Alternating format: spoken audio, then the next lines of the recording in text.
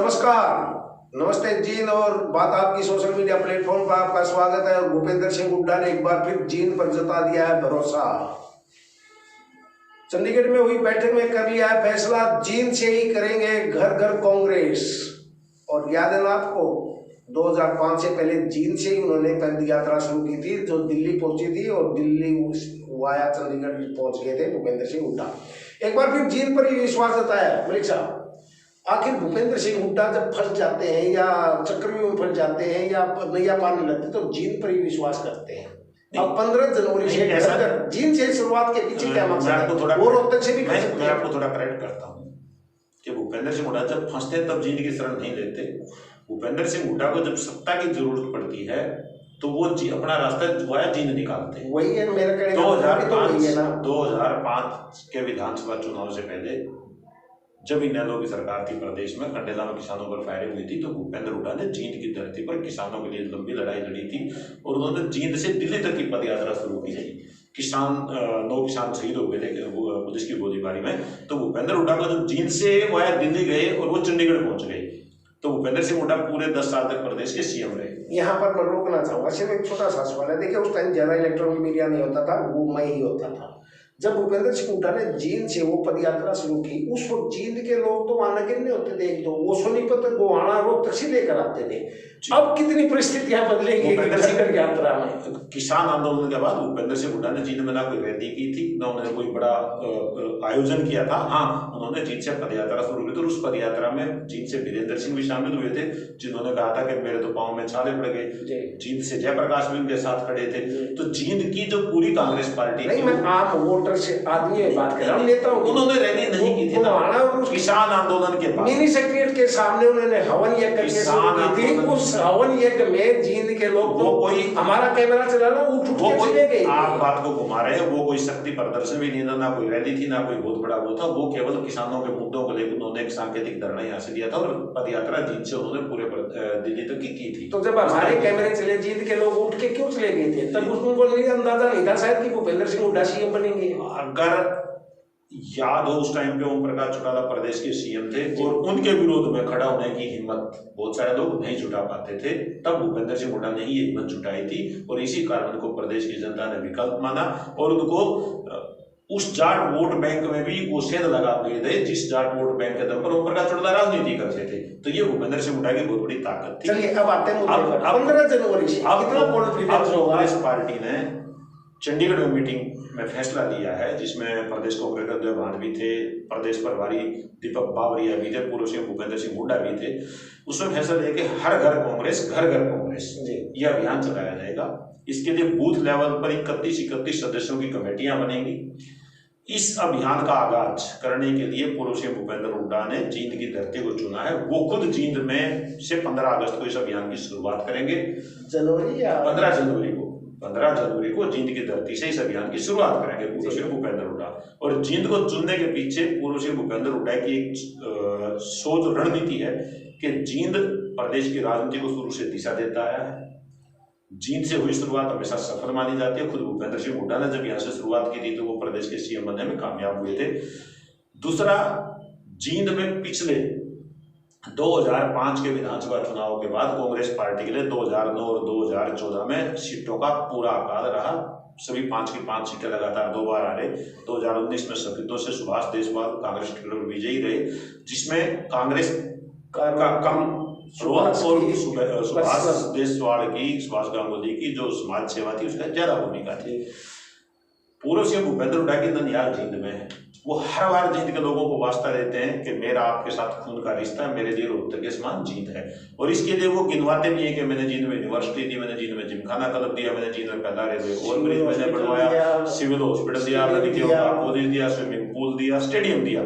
तो उनके पास गिनवाने के लिए पोली क्लिनिक दिए, पशु पोली क्लिनिक, हुड्डा सेक्टरों में उन्होंने नहरी पानी पर आधारित पेयजल सप्लाई, अब जिसके लिए वर्तमान सरकार कह रही है हम जींद को देंगे, तो हुड्डा सेक्टरों को पूर्व सीएम भूपेंद्र हुड्डा पहले ये सौगात दे गए थे।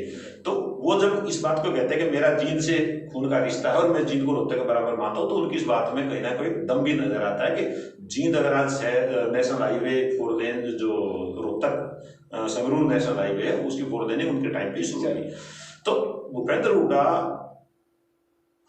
खुद के लिए जींद इसलिए चुना है ताकि वो अपने ननिहाल से और जींद में जो कांग्रेस के लिए सूखे की स्थिति है सीटों के मामले में, उसको उस सूखे को तोड़कर उसको समाप्त करके कांग्रेस पार्टी के लिए 2024 के विधानसभा चुनाव में बहुत अच्छे रिजल्ट देने के लिए वो जींद से शुरुआत करने जा रहे हैं। और उन्होंने एक मैसेज भी दिया इसके जरिए जींद के लोगों को भी कि देखिए आप मुझे अपना मानने ना माने वो आप पर है, बट मैं आप लोगों को जींद को अपना मानता हूँ और मैं जींद से अपनी शुरुआत कर रहा हूँ। दूसरे, जींद प्रदेश का दिल भी कहा जाता है, प्रदेश के मध्य में भी राजनीतिक राजधानी में, यहाँ से निकला संदेश पूरे प्रदेश में जाता है। इसीलिए पूर्व सीएम भूपेंद्र हुड्डा ने जींद की धरती को चुना है और उनकी शुरुआत पर सभी की नजरें रहेंगी।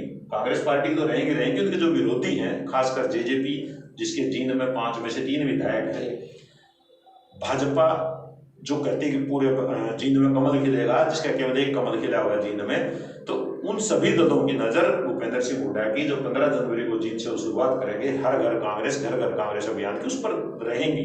तो अब देखना है कि जींद के लोग पूर्व सीएम भूपेंद्र हुड्डा को 15 जनवरी को कितना समर्थन देते हैं, कितने लोग जुटते हैं, उनकी बॉडी लैंग्वेज क्या है, उनका उत्साह का लेवल क्या है, कई चीजें हम देखने वाली होंगी और इनसे काफी कुछ जींद जिले की राजनीति को एक नई दिशा में ले जाने का उनका ये कार्यक्रम रहेगा।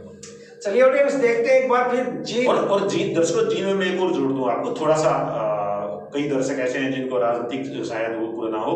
जींद एक ऐसा जिला है जहां से हुई शुरुआत सफल रहती है। चौधरी देवीलाल ने 23 मार्च 1986 को जींद की धरती पर समस्त रैना सम्मेलन का आयोजन किया था, जिसे आज भी प्रदेश की सबसे बड़ी राजनीतिक रैली माना जाता है, जिसमें आए लोगों की गिनती कोई नहीं कर पाया था। उसके बाद जब बात आई पूर्व सीएम बंसीलाल को सत्ता देने की, तो उन्होंने भी जींद की धरती पर उसी मैदान पर रैली की जिसको देवीलाल मैदान के नाम से 1995 में। तो जयप्रकाश जब शामिल हुए तो तब उन्होंने भी जींद में रैली की थी और पूर्व सीएम भूपेंद्र हुड्डा ने भी जींद में रैली की थी। एनडी तिवारी ने, जब तिवारी कांग्रेस अलग होकर एनडी तिवारी की अध्यक्षता में एक नई कांग्रेस बनी थी, उसने भी जींद की धरती पर ही 1995 में पहली रैली की थी। तो ये सारे अरविंद केजरीवाल जो आम आदमी पार्टी के सुप्रीमो है, उन्होंने भी जींद प्रदेश में पहला अपना जो रोड शो था वो जींद में ही किया था।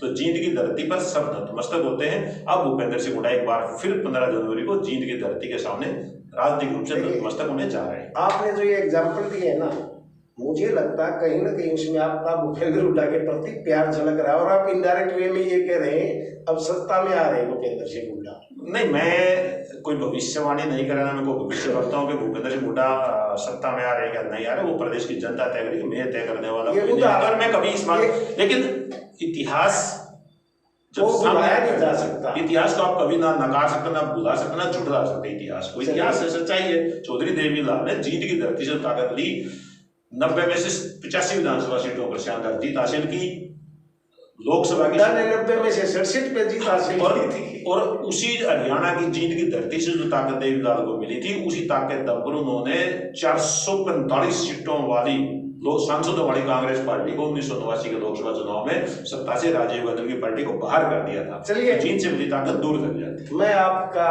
लगाव और आपकी बातों का अर्थ समझता हूँ, ऑडियंस भी समझ जाएगी। और पॉलिटिकल आदमी है वो तो कल आपको कोई शाबाशी दे सकता है, कोई आपको पत्रकारिता बोल सकता है, पत्रकारिता काम है साहब, कोई शाबाशी देगा, कोई गालियां देगा, चलता रहता है। हम ना हमें बहुत देखिए ना तारीफ सरकार को बहुत ज्यादा खुश होना चाहिए और ना बुराई की आलोचना से उसको बहुत ज्यादा। मैं चाहता हूँ कि कम से कम ये वीडियो डिप्टी सीएम सुशील चौटाला ना देखें।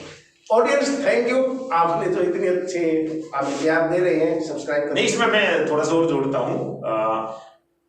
एक रमेश जी ने मुझे याद दिलवा दिया कि डिप्टी सीएम दुष्यंत चौटाला ने भी अपनी जेजेपी का गठन 9 दिसंबर 2018 को जींद के साथ लगते पिंडारा की उस धरती से किया था जो महाभारत कालीन तीर्थ है।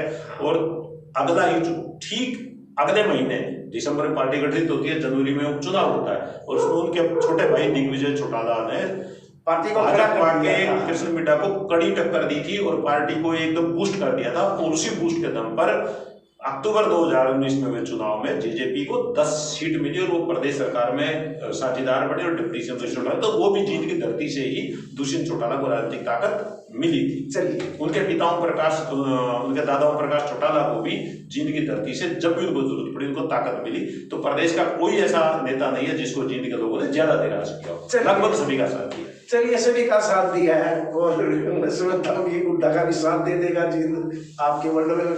Thank you audience.